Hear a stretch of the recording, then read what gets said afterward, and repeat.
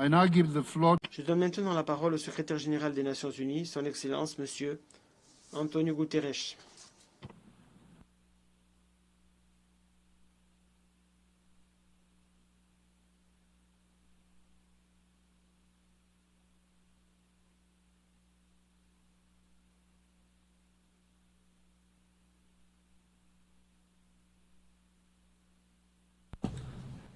Mr. President, Monsieur le Président de l'Assemblée générale, Mesdames et Messieurs les ambassadeurs, Mesdames et Messieurs, il y a de cela 80 ans, le monde a planté dans les cendres de la guerre une graine d'espoir, une charte, une vision, une promesse, que la paix est possible lorsque l'humanité sait se réunir.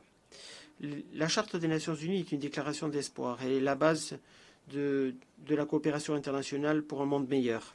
Et dès le départ, les Nations Unies ont été une force de la construction dans un monde très souvent marqué par la destruction. Un lieu de réunion où les rivaux ou des rivaux peuvent se réunir pour régler des problèmes mondiaux. Une institution où les plus petits sont représentés ainsi que les plus grands.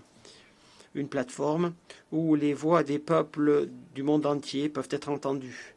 Un lieu ancré dans les principes et la charte et d'autres règles du droit international. Et un moteur du progrès pour les droits de l'homme, le développement durable et l'action humanitaire. La charte nous a donné les outils qui permettent de changer des destinées, sauver des vies et redonner l'espoir aux régions les plus désespérées du monde. Et nous pouvons tirer une ligne droite entre la création des Nations Unies et la prévention d'une troisième guerre mondiale. Mesdames et Messieurs les ambassadeurs, défendre les buts et les principes de la Charte des Nations Unies est une mission sans fin. Au fil des décennies, nous avons célébré la fin de guerre. Nous avons également été les témoins du commencement d'autres guerres. Nous avons fourni une aide, une assistance humanitaire qui a sauvé des vies à des personnes qui étaient dans le besoin, alors que nous avons vu comment des catastrophes humanitaires avaient lieu.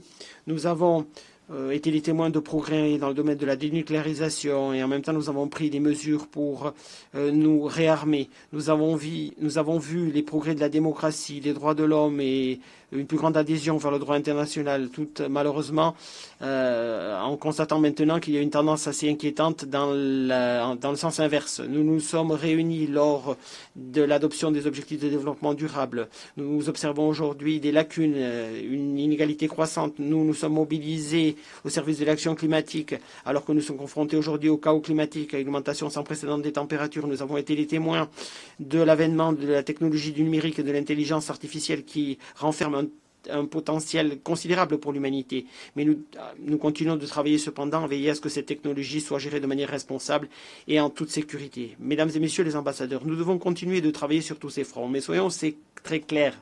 Aujourd'hui, nous sommes confrontés à une attaque qui est menée à l'encontre des buts et des principes de la Charte des Nations Unies. Une attaque que nous n'avions jamais vue auparavant. La menace ou l'utilisation de la force à l'encontre de pays souverains, la violation du droit international, y compris du droit international humanitaire et du droit international des droits de l'homme, la prise pour cible de civils et d'infrastructures civiles, la militarisation de la faim des aliments ou des denrées alimentaires et de l'eau, l'érosion des droits de l'homme. Et je pourrais continuer, la liste est longue. La dynamique, cependant, nous la connaissons trop bien. On la suit lorsque cela nous arrange et on l'ignore, la charte, lorsque cela ne nous arrange pas. La charte des Nations Unies n'est pas un menu à la carte, c'est le socle des relations internationales. Nous ne pouvons pas et nous ne devons pas normaliser les violations de ces principes de base. Aujourd'hui, plus que jamais, nous devons respecter et renouveler notre engagement envers le droit international, en parole comme en acte.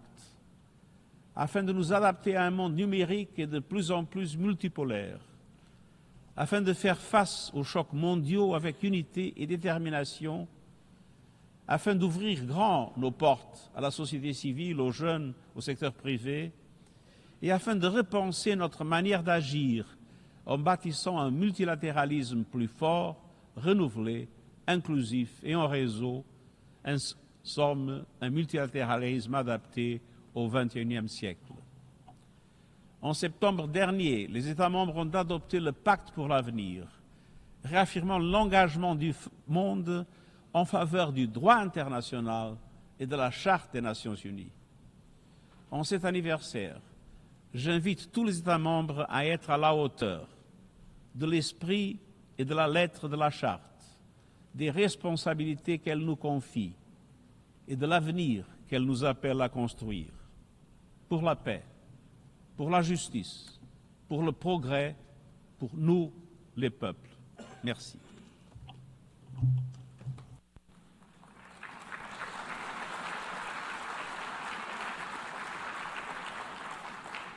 I thank the Secretary General. Je remercie le secrétaire général des Nations Unies pour sa déclaration. Et je donne maintenant la parole